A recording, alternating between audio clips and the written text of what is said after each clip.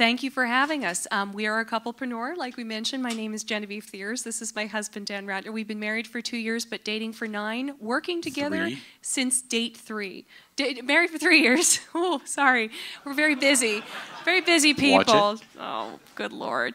I'm going to get in trouble on stage and end up sleeping on the couch. Okay. Anyway, we are veterans of 2 companies. We're going to be showing you our 3rd company today. We're personally aiming for 10, so this is just the beginning. But in terms of longevity, we talked a little bit about that. Dan and I consider companies as our kids. We don't have kids yet. We probably will pretty soon, so it'll be funny to juggle real kids with, corporate kids. But we build to put them through preschool, grade school, high school, college, and take them even further. We build to IPO, essentially. So many people think that working together would be sort of like this, but Dan and I have definitely made it work over our companies to look more like that. Dan and I have started 2 companies to date, SitterCity.com. How many of you are familiar with that? Excellent. Okay, that was our first. Our second was actually Opera Moda. I'm an opera singer, and we go from SitterCity.com, which is a highly successful C Corp, in the Deca Millions. We have the 22nd floor of the Merchandise Mart, to Opera Moda, which is a 501c3 nonprofit opera company which loses money actively every year. So we have, arranged through the whole gamut, but we've definitely done it as a team. We're behind both companies, and now behind the 3rd. So our playbook, we build things to last. And how do we do that? We follow 3 simple rules. The first thing is we build a liquid marketplace of buyers and sellers. So, and you look at any successful company like eBay or like Craigslist, what you see is that they came in and they found that there was this one group of people that had something and this one group of people that really wanted to buy it. And it's simply facilitating the 2 of those. And the better you execute that, the more of a lock you can have on a liquid marketplace of buyers and sellers. So Dan and I look for that in everything that we build, because that's the stronghold of a very, very successful long-term company. The second thing is we look for money. I don't know, I feel like this sometimes is a little bit more focused in the Midwest than it is in other places, but Dan and I have a revenue model from day 1. We don't build it and then figure out where the money comes from. We figure out where the money's going to come from, and then we build it and we deploy it, and then we layer on more and more and more ways to make money. So money is key. And getting our customers to pay, not some third party who doesn't have a vested interest in what it is we're delivering. Exactly. And then the 3rd thing is, if you see someone in intense pain, you're going to walk up to them and you're not going to offer them vitamins. You're not even going to offer them aspirin. Somebody in intense pain needs morphine. And so Dan and I, when we're building a company to last, building something that's going to be highly successful, we look for morphine problems. So I'll give you an example in a minute about Sitter City, but morphine problems are things where your customer would not only buy it, they will crawl over glass to get it. We go in, we find that problem, and we give them exactly the solution that they need, and then we try to also make them dependent on us, so the next time that pain comes back, they got to come back to us. That's the best thing to be when you're starting a company. This is just a little joke of ours. Sometimes you can make things that aren't morphine, but you have to be Steve Jobs. We're not Steve Jobs. So anyway, an example, marketplace. So this is Sitter City. This is how the playbook played out with Sitter City. There are 6.5 million parents in the country that use a non-family paid caregiver. However, 9 years ago, when I was launching Sitter City with Dan, you could have thrown a stick in Boston and hit 3 great sitters, but there was no way for parents to meet them. So while there was an intense need, the only thing that was around back in 2001 were nanny agencies, where you had to pay $2,000 to get a nanny that you didn't really need because you just needed someone part-time. Either that, or you were at the mercy of your friends and family network, and if your friends and family couldn't help you, you were out of luck. I saw a 9 months pregnant mother climbing 200 steps, posting flyers for a babysitter, and I thought, well, gee, that can be solved better. So this is basically how we created Sitter City. Dan, can you go back 1 slide? Sorry about that. We have the customers pay us. So we have a subscription model with Sitter City. We basically took the model of an online dating service and we applied it to caregiving. We have 5 divisions: childcare, pet care, senior care, home care, and tutoring.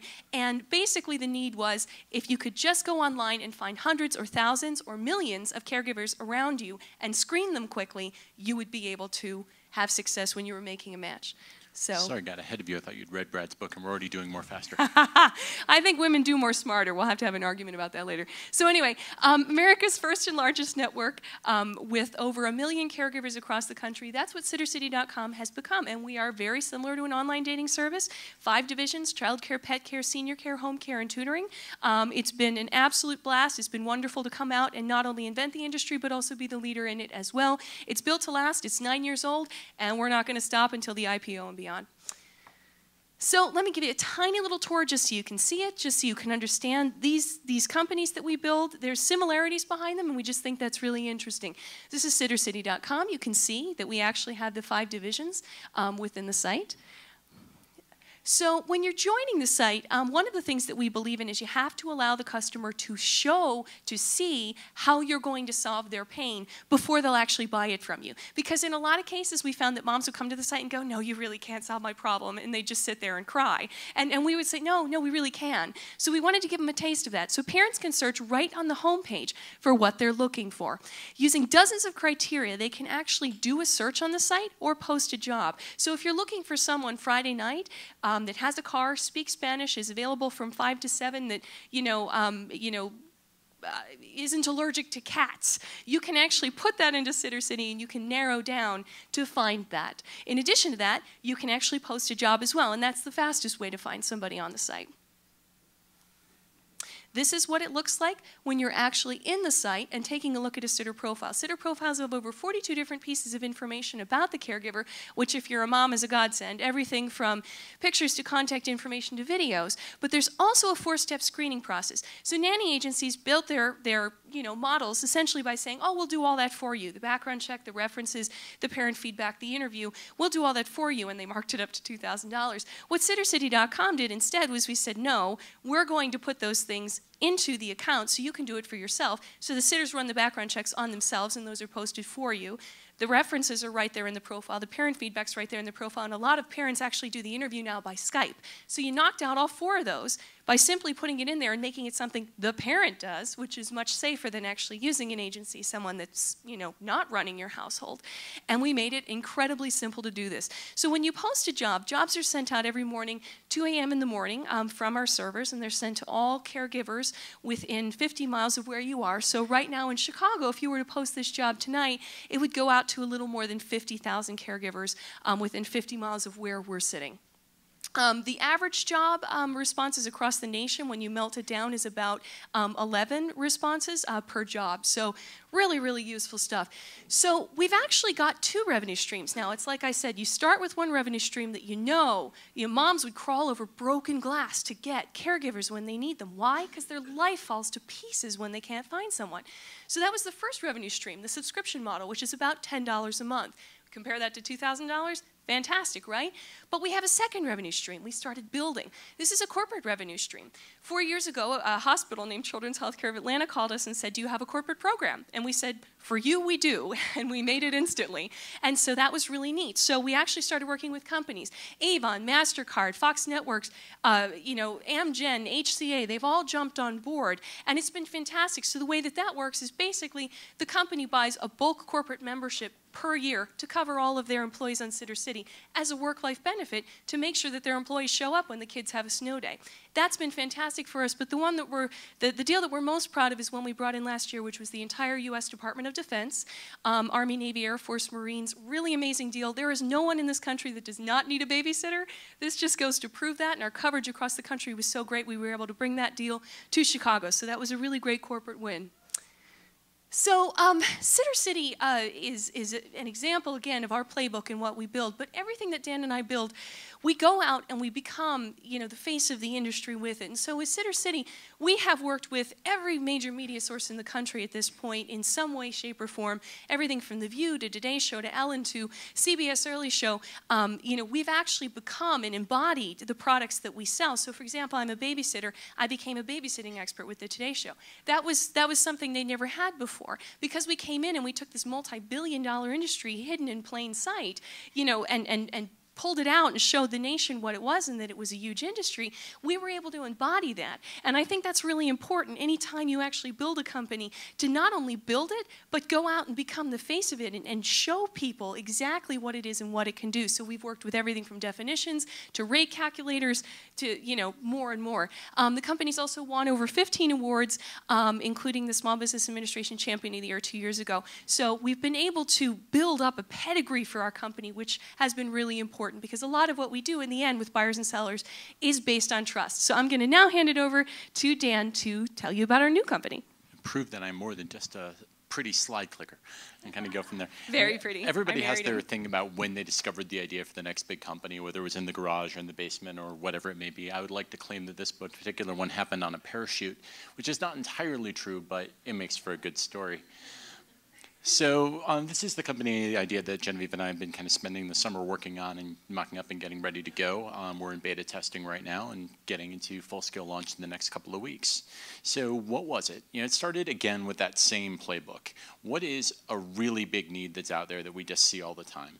You know, no matter how many sites are out there to solve this problem, how many Yelps and Angie's Lists and ePinions and whatever, I still get calls and emails and Facebook postings and Twitters all the time from people saying, can you recommend somebody to help me with fill in the blank here?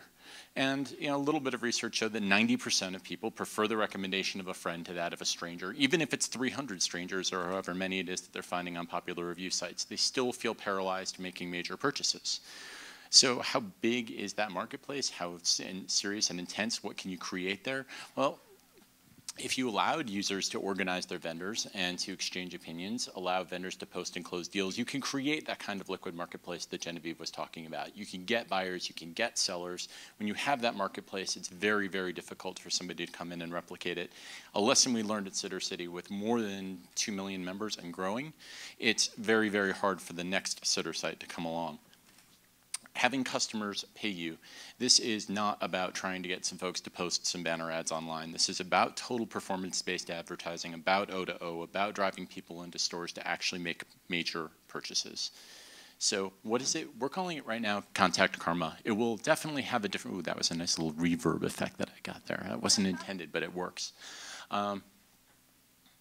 And it really is about answering those kinds of questions. You know, who would know a good electrician? Can you recommend a great restaurant for date night? Can you recommend a great mobile developer who can do an app for my iPhone? Whatever it may be. And right now, trying to avoid any of the common solutions, whether that solution is frantically trying to find the information on somebody you've used in the past, trying to post something on a social network, calling up all the 15 people that you know that might know something about it, talking on the play yard or in the play group or whatever it is and trying to get an answer. Or goodness knows, just trying to go to Google and just really hoping for luck. Or going to a review site and seeing the opinions of random strangers that you don't know. So the idea was to create something which was a quick and easy way to find out what services the people that you know, your friends, your neighbors, your colleagues, your family, what do they recommend and how do you manage to make that urgent, doing it through deals, discounts on what you need and when you need it. So in order to make that work, you had to get the buy-in, you have to get it quickly. Sign up has to be dead easy. And if you have an account on a social network, it is dead easy. It takes about 15 seconds, you're on board, you're ready to go, and you can start browsing what's out there. So here's a little bit of a preview of the beta version. So it starts, like many things, with a search. It's about people raising their hand, just as it is on Sitter City, and saying, I want to buy something. Help me make this possible. Help me make this work. You can do it by friend, you can do it by name, you can do it by location, you can do it by whatever it is that you have in mind. That's how you get started. In addition, you can organize things into lists. And we'll talk more about this later. I freely admit that I added my restaurant list immediately to that. Genevieve has her opera singing list, and both of us have added our starting a business list. So in order to facilitate people that are asking us those questions, who do you recommend for, you can just come on and view those lists organized in that way for the type of vendor that you might need. Then within that, you can take a look at which friends it is that are using that vendor, what it is that they say about that vendor. You can look at updates when they change their opinions about those vendors, and you can see any kinds of discounts, offers, and incentives that those vendors want to offer you in order to make it happen right now. From a vendor's perspective, When you talk to almost any small business, they've heard this whole rule of 150 thing, that if they get out there on the social networks and get connected to a few people, that they'll be able to get to 150 people each. That's, you know, the average. I've heard everything from 150 to 250 for average number of friends on each social network. But 89% of them will tell you that from an ROI perspective, it's a disaster. That they get great competitive intelligence, that they manage to do better at servicing their existing customers, but from a point of view of generating new customers, it's never really worked for them, and it's really hard to tell what's going on. And I know the people in this room are on the Seismics of the world or out there monitoring it or really think this is dead easy and why can't people figure it out? But that's because you're all internet people, that's because you're all marketers, you're not sort of the typical American small business. And we just heard from Living Social, this is a whole. If you're a florist, if you're a local plumber, there's just no way that you're online advertising right now. Well, a lot of companies are jumping in to change that. So I committed one of the great sins of going to a tech conference. I came wearing a suit. The reason I know, why we're so I did embarrassed. that, I'm sorry, we should have worn jeans. Yeah, it's humiliating. We had another talk this morning, and they were very hoity-toity, so we dressed up. But that's exactly the point. It was a talk, but it was a small business group that had absolutely nothing whatsoever to do with the internet. And it's always kind of nice to get that perspective when you're talking to people who are out there who are actually making stuff, as opposed to putting these things online, and just getting an idea of kind of where they're at and what they're about. And it is a whole different world. It's sometimes kind of good to get outside of the ivory tower a little bit and kind of hear what's going on. Well, one of the things we kept hearing was that information isn't there, that ROI is hard to assess because they just can't get their hands around it. So one of the things we really focused on doing right from the get-go was saying, if we're going to create that marketplace, we need to make people aware of that marketplace. We need to share that data. We need to show them what's going on, and to make the system really effectively into its own CRM. So we know what's popular and we can go after those things and avoid the sort of Yelp problem of creating a business model which is sort of at odds with itself, where what you want to do is promote your good advertisers, not necessarily your well-reviewed vendors. And how do you manage to reconcile those two problems? And while we have a ton of respect for the daily deal model, we do think that it can be overwhelming at times for some small businesses. We're trying to create the business that's day after day after day after day, so you don't end up with the old sort of Yogi Berra conundrum of it's so crowded no one goes there anymore. And so why is this something that's worth trying? Well, we'd love each one of you to give it a try. We'd love any feedback that you want to send us. Tell us it's terrible. Tell us we failed early. That would be great. And if you love it, that would be even better. Please tell us we failed. We love that. We love it when people underestimate us. Actually, we've put something together for you here, specifically for you. How many of you, when you've been creating your company, how many of you have just desperately wished you could just instantly know who other successful entrepreneurs have used for SEO or copywriting or PR or legal? I mean, I'll bet everyone at some point has gone, I wish I knew a good, Well, we've done that. We've actually put together for you a list of over 100 vendors that we've used to create our companies. Everyone from the investors that we've used and talked to the people that we've used to make our logos, to the people that made our website, to the SEM, to the SEO, to everything. We put it together for you, and it's free to access because we want you to come on and try it. So if you come onto ContactKarma.com and you friend either me or Dan, you'll find our names in the program. You can actually access that list instantly. So if you're looking for anything right now, you can find it. I see a few other beta testers in the audience. You might find a couple of surprises along the way. If you see anything you want to tell us, just write us, because customer feedback's the best thing ever in a beta. So here are the steps to join. Thank you very much for listening to us. I don't know if we have time for questions. Okay, 2 questions. Actually, we can take questions. So, hey, shoot. Sorry, could you say Absolutely, yes. You can use Facebook Connect to create your account when you sign up, and you can import your friends lists from Facebook, from Twitter, from Gmail, all of the above. So, There's an additional sign-up, but one of the things that we're banking on is that when, obviously pretty much everyone in here has smartphones. So where do you keep your vendors right now? They're probably scattered. In our focus groups, we found that there are 3 places that you keep your vendors, either on your fridge somewhere, in Excel, or they're actually in your phone right now, but they're scattered in your contacts list, and they're actually under different names. You have to, is it Joe the Plumber? Is it ABC Plumbers? It's hard to know where you put everything. And so we're banking on the fact that people need a simple place on their phone to instantly find their vendor, their electrician or their plumber or whatever when they need it. That's never been done before. So we're betting that people will actually take the leap based on how useful that is to just have it at your fingertips. It's a live address book. That's a way of thinking about it. One more question? Whoa, no questions. Hey, anyone want to ask us if we fight a lot? No? Okay, you were first. Sorry about that. It's live now for anybody who wants to join, but we're going to start actively promoting it in a matter of weeks.